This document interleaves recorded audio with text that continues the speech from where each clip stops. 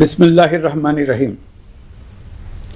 প্রিয় দেশবাসী, শিশু, কিশোর কিশোরী, তরুণ তরুণী, ছাত্রছাত্রী, বয়স্ক, বৃদ্ধ, নারী পুরুষ সবাইকে আমার সালাম জানাচ্ছি।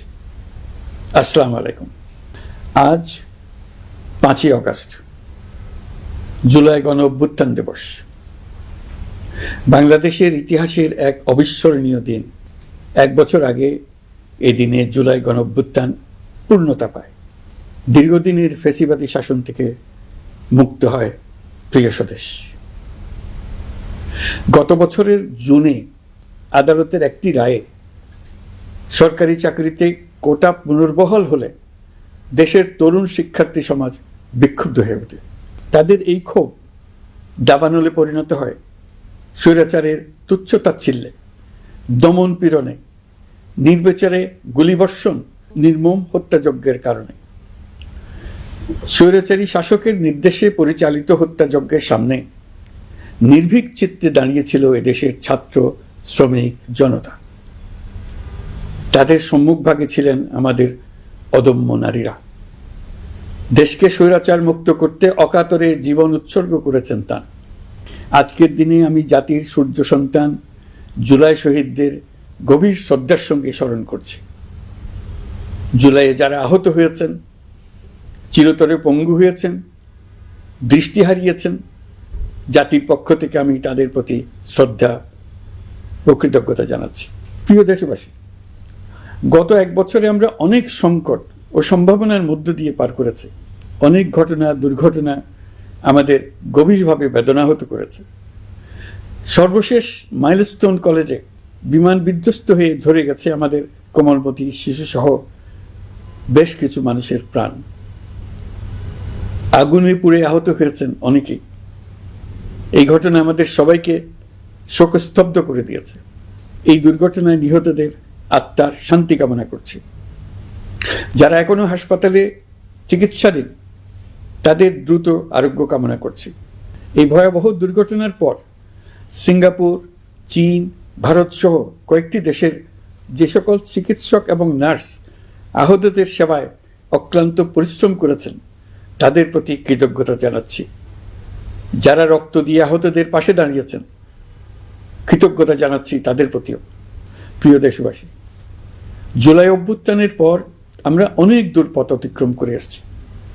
আমাদের জাতীয় জীবনে শান্তি শৃঙ্খলা ফিরে এসছে, অর্থনীতিতে গতিশীলতা এসছে, সংকট দূর হয়েছে। মাত্র কয়েকদিন আগে যুক্তরাষ্ট্রের সঙ্গে আমরা সফলতার সঙ্গে শুল্ক আলোচনা সমাপ্ত করেছি। এর ফলে আমাদের অর্থনীতির সম্ভাবনা বহুগুণ বেড়ে গিয়েছে। যখন 1 বছর আগে আমাদের অন্তর্বর্তীকালীন সরকার 16 বছর ব্যাপী একটানা ধ্বংসযজ্ঞ এবং লুটপাটে বিধ্বস্ত এক অর্থনীতির দায়িত্ব নিয়েছিলাম, তখন কারোরই মনে হচ্ছিল না এই বিধ্বস্ত অর্থনীতিকে আবার সহজে চালু করা যাবে। মাত্র 1 বছরের মধ্যে প্রতিশ্রুতি দিয়েছিলাম 2026 সালের জুনের মধ্যে দেশের আগামী জাতীয় সংসদ নির্বাচন আয়োজন করব। তবে নির্বাচনের আগে আমাদের অত্যাবশ্যকীয় কয়েকটি কাজ সম্পন্ন করতে হবে। এর মধ্যে অন্যতম হল জুলাই ঘোষণাপত্র ও জুলাই সনদ। আজ জুলাই গণ অভ্যুত্থান দিবসে সকল রাজনৈতিক দলকে সঙ্গে নিয়ে আমরা জাতির কাছে জুলাই ঘোষণাপত্র উপস্থাপন করেছি।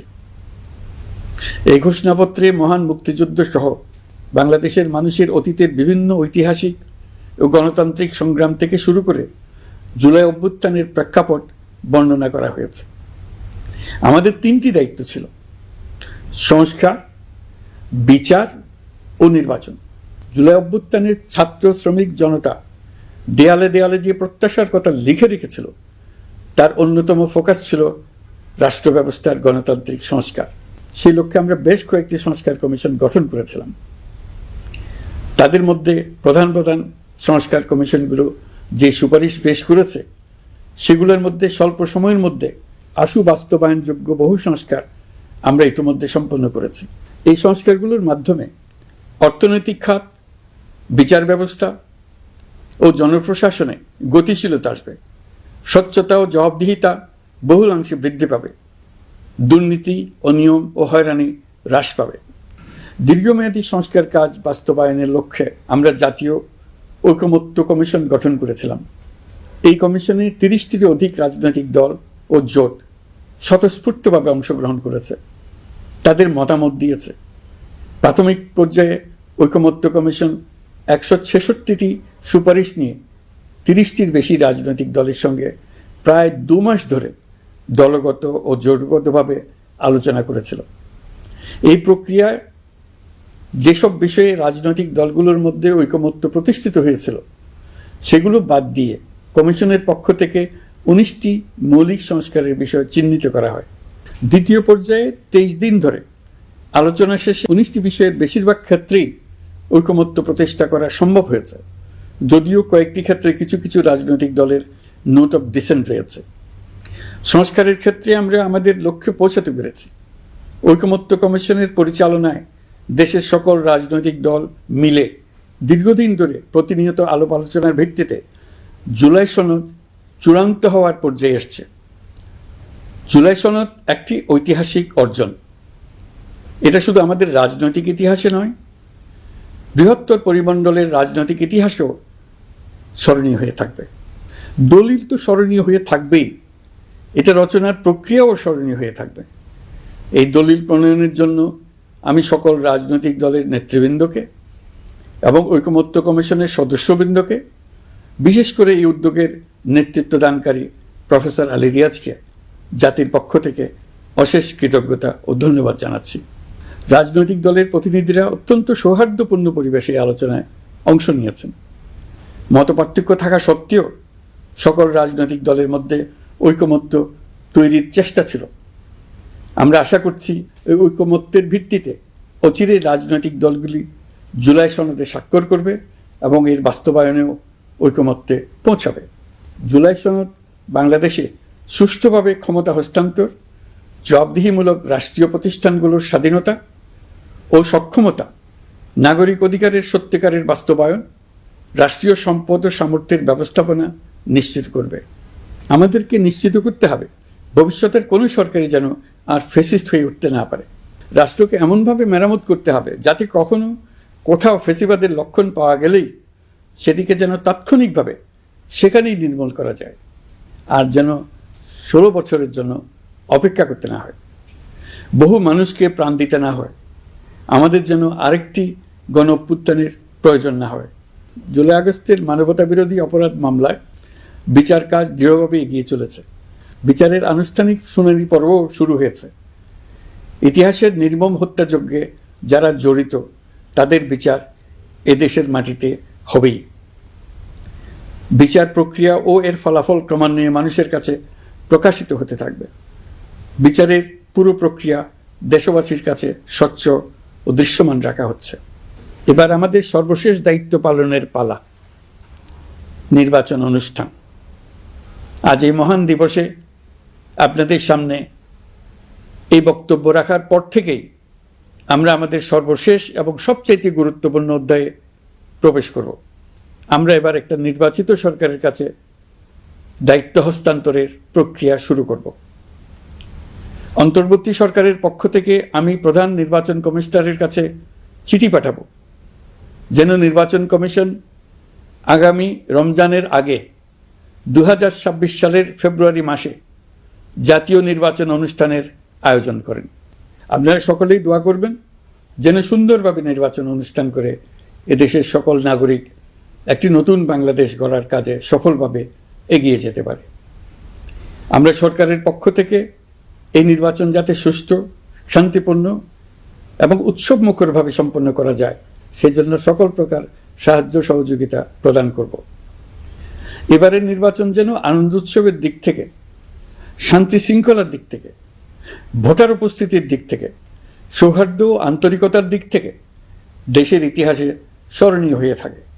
সেই জন্য সকল আয়োজন সম্পন্ন করতে আগামীকাল থেকে আমরা সকলেই মানসিক প্রস্তুতি ও প্রাতিষ্ঠানিক আয়োজন শুরু করব। নির্বাচনে ভোটারদের সম্পর্কে দুই একটা কথা বলতে চাই। এবার আমরা প্রবাসী ভোটারদের ভোট দেওয়ার আয়োজন নিশ্চিত করতে চাই। অর্থনৈতিক দিক থেকে সম্পূর্ণ বিধ্বস্ত বাংলাদেশ যে আবার দ্রুত ঘুরে দাঁড়াতে পেরেছে তার বড় কারণ হলো আমাদের রেমিটেন্স যোদ্ধাদের ঐতিহাসিক অবদান।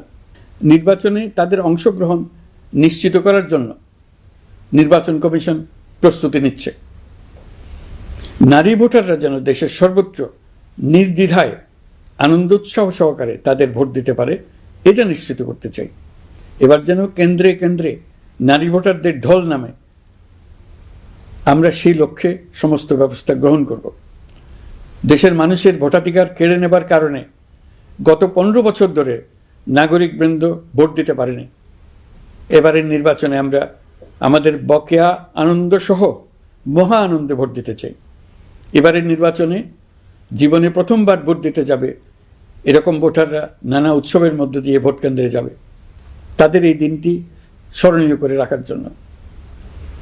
এর মধ্যে নতুন নারী ভোটার থাকবে, নতুন পুরুষ ভোটার থাকবে, এর মধ্যে এমন ভোটার থাকবে যারা 15 বছর আগে থেকেই ভোট দিতে পারত কিন্তু জীবনে একবারও ভোট দিতে পারেনি।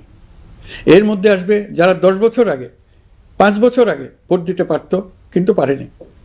আর আসবে ভাগ্যবান ও ভাগ্যবতীর দল যারা এই প্রথমবার ভোটার হওয়ার যোগ্যতা লাভ করলো এবং সঙ্গে সঙ্গে ভোট দেওয়ার সুযোগও পেয়ে গেল। নির্বাচনের দিনকে আমরা ঈদের উৎসবের মতো করতে চাই। এবারের ভোটের আনন্দ থাকবে সবার মধ্যে। আপনারা সবাই বাচ্চা কাচ্চাদের নিয়ে ভোট কেন্দ্রে যাবেন। নাগরিক অধিকার প্রয়োগের মহা আনন্দ পরবর্তী বংশধরদের কাছে তুলে ধরার জন্য এখন থেকে প্রতিদিন আলাপ আলোচনা করুন। আপনার এলাকায় ভোটদান ব্যবস্থা কেমন হলে সুন্দর হয়, কেমন হলে আনন্দমুখর হয়, সেটা আগে থেকে ঠিক করার জন্য। নতুন বাংলাদেশ গড়ার কাজের ভিত্তি রচনা হবে এবারের নির্বাচনে। তার জন্য প্রস্তুতি নিন। প্রিয় দেশবাসী, দেশের ইতিহাসে এখন পর্যন্ত যতগুলো বড় সংঘাত, সহিংসতার ঘটনা ঘটেছে তার সবগুলোর নেপথ্য কারণ ছিল ত্রুটিপূর্ণ নির্বাচন। ত্রুটিপূর্ণ নির্বাচনের মধ্য দিয়ে কোনো দল যদি গায়ের জোরে নির্বাচিত হয়ে ক্ষমতায় আসে তার চূড়ান্ত পরিণতি কি তার জুলাই অভ্যুত্থান আমাদের দেখিয়ে দিয়েছে। আমরা ইতিহাসের কলঙ্কিত কোনো অধ্যায়ের পুনরাবৃত্তি আর করতে চাই না। আপনারা প্রত্যেকেই অবগত আছেন একটা গোষ্ঠী নির্বাচনকে বাধাগ্রস্ত করার জন্য উন্মুখ হয়ে আছে।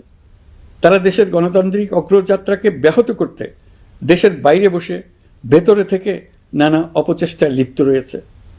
আমাদেরকে অবশ্যই খেয়াল রাখতে হবে তারা যেন নির্বাচনকে সংঘাতময় করে তোলার কোনো রকমের সুযোগ না পায়। মাথায় রাখবেন, পরাজিত শক্তি নির্বাচনের আগ পর্যন্ত বারবার মাথাচাড়া দিয়ে ওঠার চেষ্টা করবে, কিন্তু একটি অবাধ, সুষ্ঠু, নিরপেক্ষ নির্বাচন সফলভাবে আয়োজন করা গেলে অপশক্তির পরাজয় চূড়ান্ত হবে।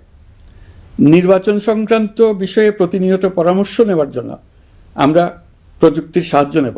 এই জন্য একটি অ্যাপ তৈরির উদ্যোগ নিচ্ছি। দ্রুত এই অ্যাপটি চালু হবে। আপনারা আপনাদের সকল পরামর্শ, সকল মতামত, সকল আশঙ্কা এবং উদ্যোগের কথা এই অ্যাপের মাধ্যমে আমাদেরকে জানাবেন। আমরা তা যথাযথ কর্তৃপক্ষকে জানিয়ে দেব, সমস্যা সমাধানের জন্য ব্যবস্থা নেব। রাজনৈতিক দলগুলোর প্রতি আমার আহ্বান থাকবে, আপনাদের নির্বাচনী ইশতেহারে, আপনাদের প্রতিশ্রুতি, প্রতিজ্ঞা, পরিকল্পনায় কোনো কিছুতেই যেন তরুণরা বাদ না পড়ে, নারীরা বাদ না পড়ে। মনে রাখবেন, যে তরুণ তরুণীরা বাংলাদেশকে বদলে দিয়েছে তারা বিশ্বকেও বদলে দেওয়ার ক্ষমতা রাখে। আপনার দল থেকে তাদেরকে সেই সুযোগ দেওয়ার উদ্যোগ নেন। আগামী নির্বাচনে সবাই নিরাপদে যার যার পছন্দের প্রার্থীকে ভোট দেবে, এটা নিয়ে কারো কোনো আপত্তির সুযোগ রাখা যাবে না। আমরা সবাই সবার পছন্দের প্রতি সম্মান দেখাবো, এটাই হোক আমাদের প্রতিজ্ঞা। প্রিয় দেশবাসী, আপনারা জানেন সরকার দায়িত্ব গ্রহণের পরপরই দেশের দক্ষিণ ও উত্তরাঞ্চলে যে ভয়াবহ বন্যা পরিস্থিতি তৈরি হয়েছিল তা ফসল উৎপাদনে ব্যাপক ক্ষতি সাধন করেছে। এর ফলে নিত্য প্রয়োজনীয় পণ্যের মূল্যবৃদ্ধির আশঙ্কা হয়েছিল। তবে সংশ্লিষ্ট প্রতিষ্ঠান ও কর্তৃপক্ষের যথাযথ পদক্ষেপ, নজরদারি ও মধ্যস্বত্বভোগীদের দৌরাত্ম্য কমানোর ফলে এটি এড়ানো গেছে। বিশেষ করে এবছরের পবিত্র মাহে রমজান মাস থেকে শুরু করে এখন পর্যন্ত বাজার পরিস্থিতি স্থিতিশীল রয়েছে। মূল্যস্ফীতির নিয়ন্ত্রণ ছিল আমাদের জন্য সবচেয়ে বড় চ্যালেঞ্জ। ভঙ্গুর অর্থনীতি ও বন্যার কারণে খাদ্য মূল্যস্ফীতি হয়েছিল প্রায় 14%। এখন সেটা অর্ধেকে নেমে এসছে। আমরা আশা করছি ডিসেম্বরের মধ্যে এটা 6% নেমে আসবে। এই জুন মাসে দেশের সার্বিক মূল্যস্ফীতি কমে 8.48% হয়েছে, যা বিগত 35 মাসের মধ্যে সর্বনিম্ন। এই নিয়ে 4 মাস ধরে সার্বিক মূল্যস্ফীতি ক্রমান্বয়ে কমেছে। বর্তমান অন্তর্বর্তীকালীন সরকারের প্রতি প্রবাসীদের অসীম আস্থার ফলে মুদ্রাবাজারেও স্থিতিশীলতা ফিরে এসছে। গত অর্থ বছরে ব্যাংকিং চ্যানেলে রেকর্ড $3033 কোটি প্রবাসী আয় দেশে এসছে। রপ্তানি আয়ে প্রায় 9% প্রবৃদ্ধি হয়েছে। এর ফলে টাকা শক্তিশালী হয়েছে। অনেক বছর পর ডলারের বিপরীতে টাকার মান বাড়ছে। গত 11 মাসে বৈদেশিক পাওনাদারদের পাওনা সুদ ও আসল বাবদ $4 বিলিয়ন অর্থাৎ $400 কোটি অর্থ পরিশোধ করা হয়েছে, যা এই যাবৎকালের সর্বোচ্চ। আগের বকেয়া আদায় পরিশোধের পরও বৈদেশিক মুদ্রার রিজার্ভ বাড়ছে। আগামীতে এই ধারা বজায় থাকবে বলে আমরা আশা করি। বিদেশি বিনিয়োগ বৃদ্ধিতে বিভিন্ন উদ্যোগ নেওয়ার ফলে এই বছরের প্রথম 3 মাসে বিদেশি বিনিয়োগ এসছে $10,500 কোটি। গত বছরের একই সময়ের তুলনায় এটা দ্বিগুণেরও বেশি। আর অক্টোবর থেকে হিসাব করলে 6 মাসে ফরেন ডাইরেক্ট ইনভেস্টমেন্ট এসছে $16,500 কোটি, যা গত সরকারের আমলের শেষ 6 মাসের তুলনায় দ্বিগুণ। কর্মসংস্থান সৃষ্টি অন্তর্বর্তীকালীন সরকারের অন্যতম বড় লক্ষ্য। সম্প্রতি হংকং ভিত্তিক শিল্পগোষ্ঠী হান্ডা বাংলাদেশের বস্ত্র তৈরি পোশাক খাতে $250 মিলিয়ন বিনিয়োগের প্রতিশ্রুতি নিয়ে এসছে, যা এই খাতে চীনা কোনো কোম্পানির একক সর্বোচ্চ বিনিয়োগ। তাদের এই বিনিয়োগের ফলে 25,000 লোকের কর্মসংস্থান হবে। আমরা দৃঢ়ভাবে বিশ্বাস করি হান্ডার এই বিনিয়োগ আরও চীনা কোম্পানিকে এই দেশে বিনিয়োগের জন্য উৎসাহিত করবে। এর মাধ্যমে আমাদের তরুণ তরুণীদের কর্মসংস্থানের পথ খুলবে। গত 16 বছরে দেশ থেকে যে বিপুল পরিমাণ অর্থ পাচার হয়ে গিয়েছে, আমরা সেটা ফিরিয়ে আনার উদ্যোগ নিয়েছি। এই দীর্ঘ আইনি প্রক্রিয়ার জন্য সরকার নামকরা বিদেশি আইনি প্রতিষ্ঠানকে নিয়োগ দিয়েছে। যথাযথ আইনি পদক্ষেপের ফলে বিশ্বের বিভিন্ন দেশে ফেসিবাদী দুর্বৃত্তরা যে অর্থ সম্পদের পাহাড় গড়েছে তার কিছু কিছু ইতিমধ্যে জব্দ হয়েছে। এই কার্যক্রম সঠিকভাবে চালিয়ে যেতে পারলে অল্প সময়ের মধ্যে আরও কিছু ইতিবাচক ফলাফল পাওয়া যাবে বলে আমি বিশ্বাস করি। দেশের ভেঙে পড়া অর্থনীতিকে মজবুত করতে হলে আমাদের চিন্তায় মৌলিক পরিবর্তন আনতে হবে। আমি বরাবরই বলে এসেছি, এদেশের নদী ও বিশাল সমুদ্র আমাদের মূল্যবান সম্পদ। আমরা এই সম্পদকে কাজে লাগিয়ে সমান্তরালভাবে পানিভিত্তিক অর্থনীতি গড়ে তুলতে চাই। আমরা প্রায় ভুলে যাই যে বঙ্গোপসাগরের একটা অংশও আমাদের দেশ। এর পরিমাণ আমাদের মোট জমির পরিমাণের চাইতে বেশি। আমরা প্রায় সবসময় জমিভিত্তিক আমাদের অর্ধেক দেশ নিয়ে মাথা ঘামাই, বাকি পানিভিত্তিক অর্ধেক দেশকে হিসাবেই ধরি না, কারণ আমরা ওই অংশে বসবাস করি না। আমরা তো হাওর বাওরেও বসবাস করি না, তাই বলে তো তাকে হিসাবের বাইরে রাখি না। এখন থেকে আমাদের অংশের বঙ্গোপসাগরকে আমরা আমাদের দেশের মূল্যবান অংশ, এই কথা সবসময় মাথায় রেখে অগ্রসর হব। এই অংশের পানির উপর দিয়ে দেশ বিদেশের সঙ্গে আমরা বাণিজ্য করব, তার মাধ্যমে আমরা পুরো পৃথিবীকে আমাদের প্রতিবেশী বানাবো। এই পানির মধ্যে আছে অফুরন্ত সম্পদ, মৎস্য সম্পদ, যা প্রতি বছর ফসল দেয়। এই পানির নিচে আছে অফুরন্ত গ্যাস। এর সব কিছুকে নিয়েই প্রতিনিয়ত আমাদের চিন্তাভাবনাকে চালিত করতে হবে। বর্তমান সরকার চট্টগ্রাম বন্দর ব্যবস্থাপনাকে নতুন করে সাজানোর উদ্যোগ নিয়েছে। সরকার সম্প্রতি বাংলাদেশ নৌবাহিনী পরিচালিত ড্রাই ডক লিমিটেডকে নিউ মেরিন টার্মিনাল কন্টেইনার হ্যান্ডলিংয়ের দায়িত্ব দিয়েছে। তারা কাজ শুরু করা মাত্রই কিছু ইতিবাচক পরিবর্তন এসছে।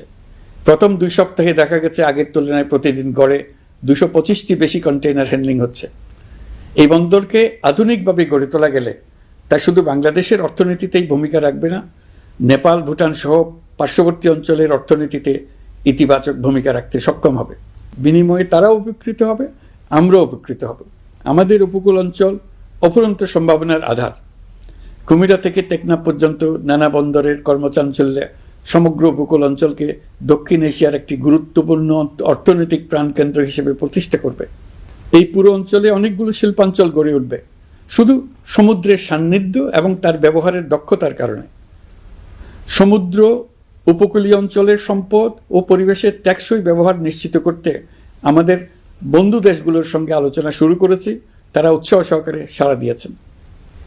গভীর সমুদ্রকে আমরা এখনও আমাদের কল্যাণে কাজে লাগাতে পারিনি। একে কেন্দ্র করে আমরা মাছ পালন, আহরণ ও প্রক্রিয়াজাতকরণের শিল্প গড়ে তুলতে কাজ শুরু করেছি। এতে করে লক্ষ লক্ষ মানুষের কর্মসংস্থান হবে, আমাদের অর্থনীতি নতুন শক্তিতে বলীয়ান হবে। প্রিয় দেশবাসী, প্রবাসী বাংলাদেশিদের জন্য ভিসা সংক্রান্ত জটিলতা দূর করতে আমরা গভীরভাবে কাজ করে যাচ্ছি। বাংলাদেশি নাগরিকদের জন্য আরব আমিরাত পুনরায় ভিসা চালু করেছে। মালয়েশিয়া কর্তৃপক্ষ বাংলাদেশি কর্মীদের জন্য প্রথমবারের মতো মাল্টিপল এন্ট্রি ভিসা চালু করেছে। অন্যান্য দেশের সঙ্গেও ভিসা জটিলতা কিভাবে কমিয়ে আনা যায় এ নিয়ে আমরা কাজ করে যাচ্ছি। আগামী 5 বছরে জাপানে অন্তত 1 লক্ষ বাংলাদেশি তরুণদের পাঠানোর প্রস্তুতি শুরু করেছে। তরুণদের সেখানে পাঠানোর জন্য বিশেষ প্রশিক্ষণ, অন্যান্য ব্যবস্থাও আমরা নিতে শুরু করেছি। এর পাশাপাশি আমরা ইতালি, দক্ষিণ কোরিয়া, সার্বিয়া সহ বিভিন্ন দেশে দক্ষ কর্মীদের পাঠানোর উদ্যোগ নিয়েছি। সৌদি আরব, জর্ডান, ওমান সহ বিভিন্ন দেশে নথিপত্রের কারণে যে প্রবাসীরা ইরেগুলার হয়ে গিয়েছিলেন তাদেরকে রেগুলারাইজ করার জন্য ব্যবস্থা নিয়েছে। আমরা বিভিন্ন দেশের সঙ্গে বিদ্যমান চুক্তিগুলোকে পর্যালোচনা করে দেখছি যাতে আমাদের প্রবাসী ভাই বোনদের জন্য সেগুলো স্বস্তিদায়ক হয়। দেশে এবং দেশের বাইরে বাংলাদেশের নাগরিকরা যে যেখানে অবস্থান করছে তারা যাতে সব ধরনের নাগরিক সুবিধা পান, আমরা সেই বিষয়ে উদ্যোগ নিয়েছি। চলতি বছর আমাদের নানা উদ্যোগের ফলে প্রায় 87,000 বাংলাদেশি সুষ্ঠুভাবে হজ পালন করতে পেরেছেন। হজের ব্যয়ও অন্যান্য বছরের তুলনায় আমরা কমিয়ে আনতে পেরেছি। হাজিরা যাতে নির্বিঘ্নে হজ সম্পন্ন করতে পারে সেজন্য লাব্বায়েক নামে অ্যাপ চালু করেছে, যার মাধ্যমে ঘরে বসেই হাজিদের আত্মীয় স্বজন, পরিবার পরিজন তাদের অবস্থান প্রতি মুহূর্তে জানতে পেরেছেন। এই বছর দক্ষিণ এশিয়ার অন্যান্য দেশগুলোতেও আমাদের হজ ব্যবস্থাপনা প্রশংসিত হয়েছে। আগামী বছরের হজ ব্যবস্থাপনা যেন আরও নির্বিঘ্নে সম্পন্ন করা যায় সেজন্য মন্ত্রণালয় এখন থেকেই প্রস্তুতি নিতে শুরু করেছে। প্রিয় দেশবাসী, জুলাই গণঅভ্যুত্থানে তরুণ শিক্ষার্থীদের পাশে ঢাল হয়ে দাঁড়িয়েছিলেন আমাদের বাবা মা ও শিক্ষকরা। আমাদের বাবা মায়েরা তাদের সন্তানকে বহু কষ্টে বড় করে বিশ্ববিদ্যালয়ে পাঠায়।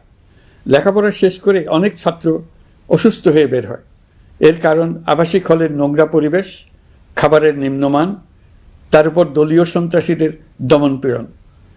বিশ্ববিদ্যালয়ে পড়াশোনার পরিবর্তে প্রতিদিন শিক্ষার্থীদের জোর করে রাজনৈতিক দলের প্রোগ্রামে নিয়ে যাওয়া হতো।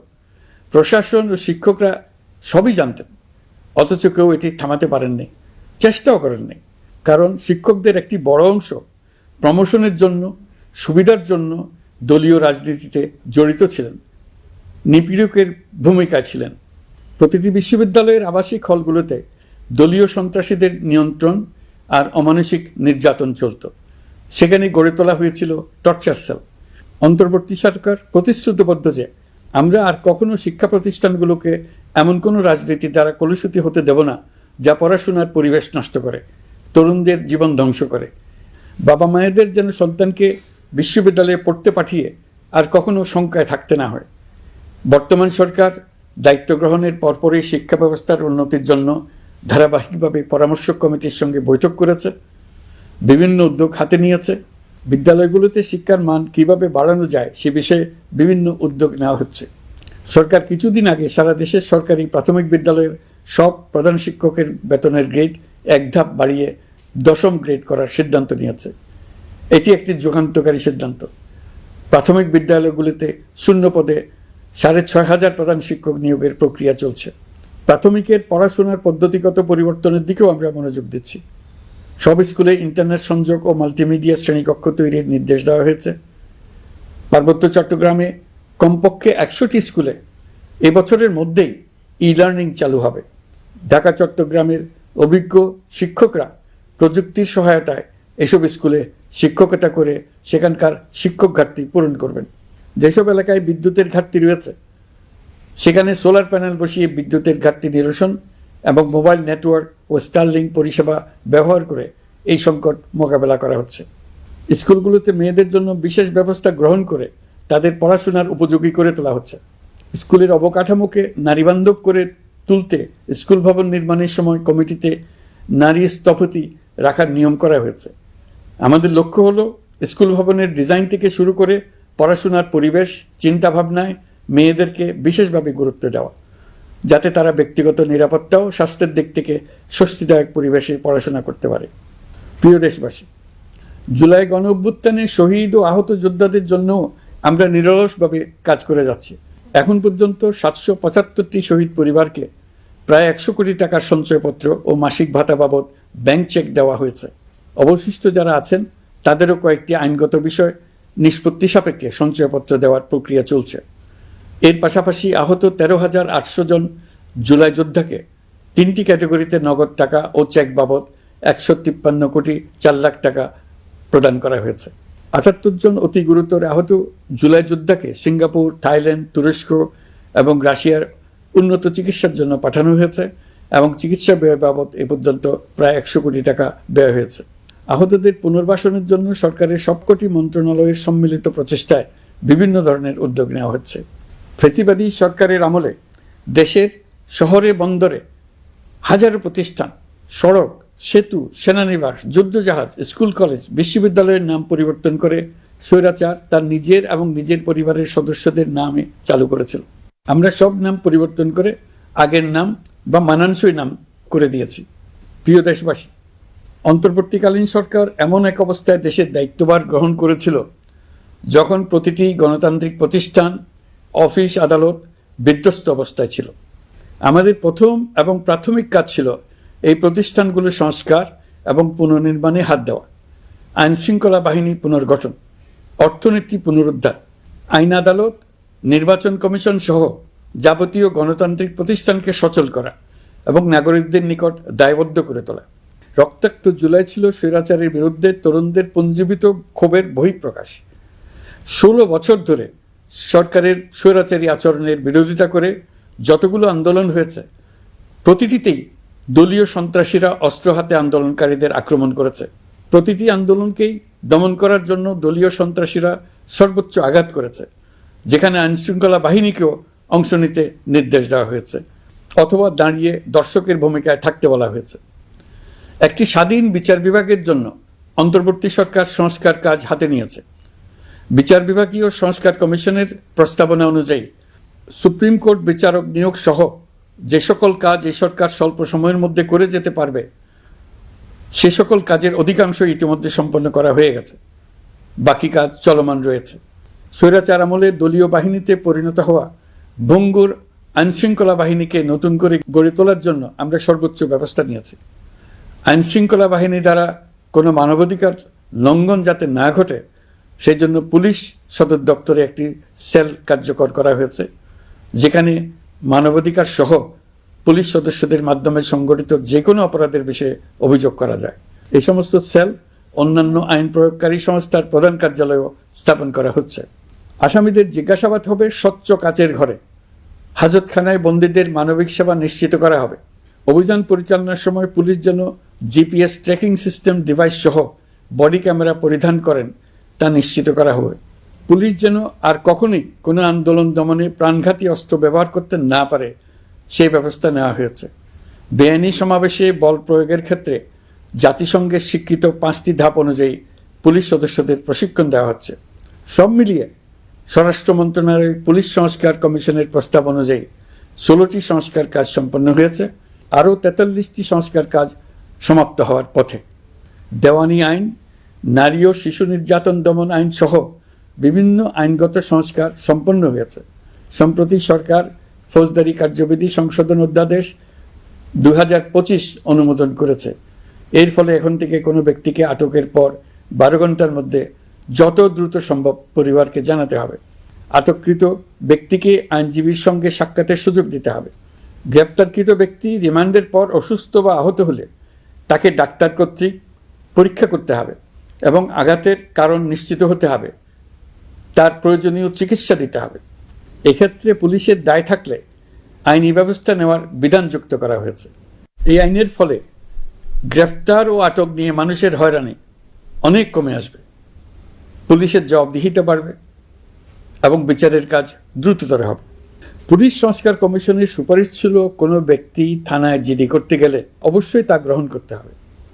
জিডি গ্রহণ করা ছাড়া থানা থেকে কোনো ব্যক্তিকে ফিরিয়ে দেওয়া যাবে না।